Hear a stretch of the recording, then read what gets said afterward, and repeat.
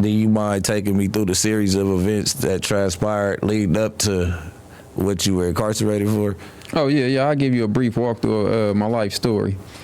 So like I said at the beginning of the interview, at the age of 8, my dad ended up going to prison for voluntary manslaughter. But I remember the day it happened. You know, I'm coming home from school, me and my brothers. So my mama, she sit us down at the table. She like, boys, I got something to tell y'all, and I don't want y'all going out the house, because she was scared at this time. She was like, your daddy probably gonna be going away for a long time. So at that moment, you know, my whole world done shut. I'm like, damn, my dad ain't gonna be here. This who I always wanted to be like. This, you know. So, you know, that's really where it started for me. So after that, it's like, boom, my dad gone. No, I'm talking about with y'all in the Oak Park. Oh, what as in Oak Park? Yeah. Was your dad a member? No. He was before the gang he bang. was before the gang that's bang. how my pops said. Oh, okay. Hustler. Most But you know, with the Oak Parks, like I say, we grew up fighting against each other. You know, skating rings, house parties, and things of that nature. And then, you know, me being me at that time, young-minded, immature. You know, as soon as I get my hands on a weapon, I want to take it to the next level. Yeah, for sure. So me being immature at that mind state, you know, I'm like, well, shit, I'm not fighting no more. You know, if you in the streets and you end up getting a weapon and you carrying a weapon on you, gotta use and somebody, you curious once again, the curiosity kicks in, and somebody assault you. What are that's you gonna exactly do? it. So like that's what I was trying to say. Yeah. Having it, like I'm having it because something could happen. And not only that, but I ain't gonna be the victim. People get a weapon and you feel a sense of power. Right, you know what I'm saying? Yeah, for sure. It just talks to you.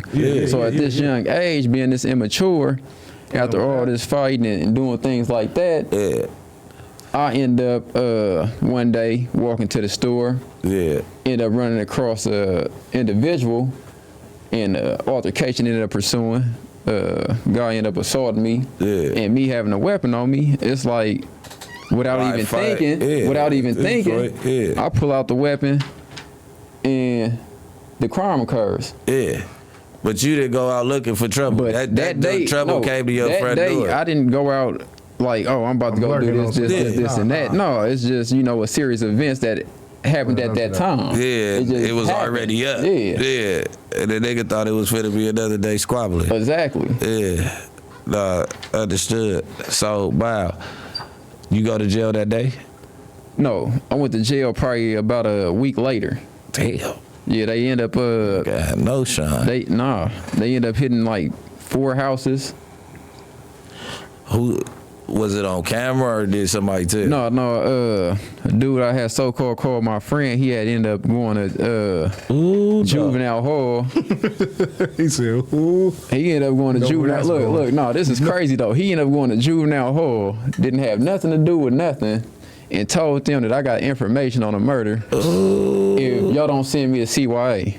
Oh my God. Gave a nigga In a week? In a week. Gave a nigga not to go to the wash. Oh, I don't want juvenile life. I want you to take somebody real life. So, I ended up getting arrested a week later. All right, wow. So you get arrested. You a juvenile. Interrogation. Who pulls up? The detective, my mama, my brother. They got him in the interrogation room. They got my friend in the interrogation room. They got a series of people in the interrogation rooms. And of course, you know, the crime happened in broad daylight, so it's over. You got people. I'm talking about it's a busy intersection. Just picture one of y'all busy intersections, and the crime occurring in broad daylight in the evening. Yeah, right when everybody getting off work. Exactly. Where it's jammed up. Exactly. Yeah. So you got hella cars that could point you out of the lineup. Exactly. Not hella cars that they did. No, that's what I'm saying. That could. I mean, there's a variety of people. That's what I'm saying. A slew of people telling on the nigga. When I ended up going to trial, one dude got on the stand and told the judge that he had to move out of California because of what I did, and he couldn't stand to be in California no more. He should have never moved to this. So it's what you moving to. You seen the movies. That's how. It's serious. That's how. you know, I ended up going to jail for first degree murder at the age of 14. And then, you know, I was fighting my case for about like maybe 2 years in juvenile hall. We fighting. We going on confinement, solitary confinement, you know, was really called RC and ARC. So you going on RC. RC is 3 days. You get in a fight, you got to be on lockdown for 3 days. I thought it was the shoot. Oh, yeah, they used to call it the shoot. Yeah, juvenile hall. They used to call it the shoot. It's segregated housing unit. It's the shoot down there where we at. They going to keep you in the same thing. They just think, maximum security. Yeah. It look like a 180. If you ever been to a level 4 180, it look like a level 4 180. Yeah. So y'all probably got a newer set of, You got a serious case, that's where you stand. And if you get too wild, you stay in that cell. Yeah, you stand in that cell. So who's the vast population in the juvenile halls? The Latinos, the white boys, or the blacks? In Sacramento, it's always the blacks. Okay. Sacramento is always the blacks. Juvenile hall, county jail, wherever you go, it's always the blacks. Yeah. My bad. Oh. Yeah. So you there? You on the compound? Well, shit, you ain't down here. I'm thinking about the compound. There's only one place you could go. On the main juvenile hall, Keyford, in the maximum security housing units. So how long were you fighting your fitness? How long did it take them? I never even fought a fitness hearing. You know, at that time the law said as you 14, you can be directly tried as an adult.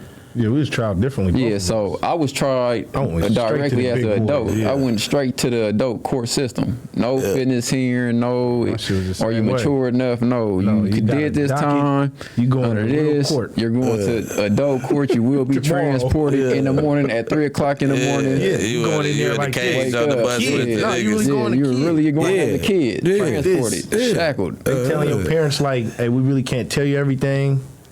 We got to talk to him first. Man, my mom, so it's crazy. Imagine a kid, and then, you know, once you're not tried as a juvenile, they don't have to consult your parents about nothing. So now at 14, you fighting a murder, you don't know nothing about the law. You're just sitting in there. You know what I'm saying? Your attorney is explaining all this legal jargon to you that you not understanding. The number you can get. And they're not asking your mama because you're an adult. Yeah. But it's like, damn, how can I be adult? And y'all can charge me as an adult, but at the age of 14, I can't even buy no alcohol. I can't even buy no cigarettes. I can't buy no driver license. You know what I'm saying? I can't go to the club. I can't go to the bar. But you telling me as soon as I commit a crime that I should be punished as an adult. Yeah. But if it's like that, then why wasn't it that I can do everything else as an adult? Exactly. Because my mind ain't fully formed. Exactly. I went down like 2 years after it was the same way. I done seen white boys in there with me. Get to yours, young white boys with me. That was in there at the same time, then committed rapes, then committed murders. Crazy shit. I go to trial at 16. They give me 50 years of life. They go to trial. They go to YA. As soon as I get to YA, the first thing the officers in YA is telling me is, "Hey man, how did you get this much time? You supposed to have juvenile life." That's point blank. Period. Like nigga can't. But they finally cleaned the law up, but that just tell you like it's not racist here, man. It's racist everywhere, man, this bro. Is racist what everywhere you go, bro. This shit is built for This is what I'm telling people though, right? Because just in 2000, because I just recently got out of prison 2 months ago. Just recently, they passed Assembly Bill 256, which is the Racial Justice Act. So it's like, if y'all saying there ain't no racism don't exist, why are you still passing laws legally, criminally, that says that we have to change these laws to say if we research your case, if we look back in your case, if you can prove statistically wise in your county that another race got the same crime, but different times, then you got action. But if it doesn't exist, overwhelmingly exactly black people and Latino people, for sure. Firearms, come on. Listen, because this is what I'm trying to tell you.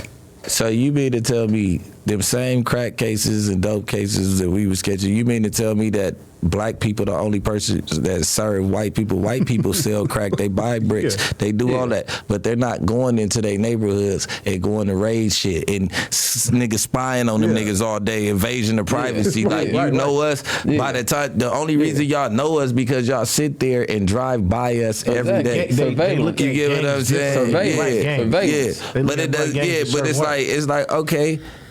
niggas is selling dope. If don't nobody die behind it, why is you trying to give a nigga 15 and all this shit over like, some cook? You get what I'm saying? Like y'all, the laws was made for everything. Just like YouTube right now. I hate to keep going. YouTube right now, you can't have a double cup in your video. You can't have bitches twerking. And it can't be too much nudity. It can't be no cussing. You're taking away all the creative lyricism and visual that we're giving our community. Now you're putting a flag on it. Like it's crazy. Go ahead. But yeah, though. So like I told you, at the age of 16, I ended up getting 50 years of life. I ended up going to the youth authority to Preston for about 2 years. You know, and youth authority, I ain't gonna lie, the youth authority was kind of fun. You in there, you know, fighting, hitting weights, smoking, chilling. No, I'm good. But I ended up going there for 2 years, and on my 18th birthday, they ended up transferring me out to the adult state prison. On that day. On that day. Nigga couldn't even bust no spread with the homies and nothing. What? Nigga couldn't even eat a breakfast. Nigga on that bus. What they call it? You better grab your shit. Yeah, what? Everybody having you leaving because they get your stuff. You on that Grey Goose. Ain't that what they call the bus, the Grey Goose? Yeah, the Grey Goose. So, you know, 18, I'm headed to reception. This is my 18th birthday. Happy birthday. Happy you know? birthday.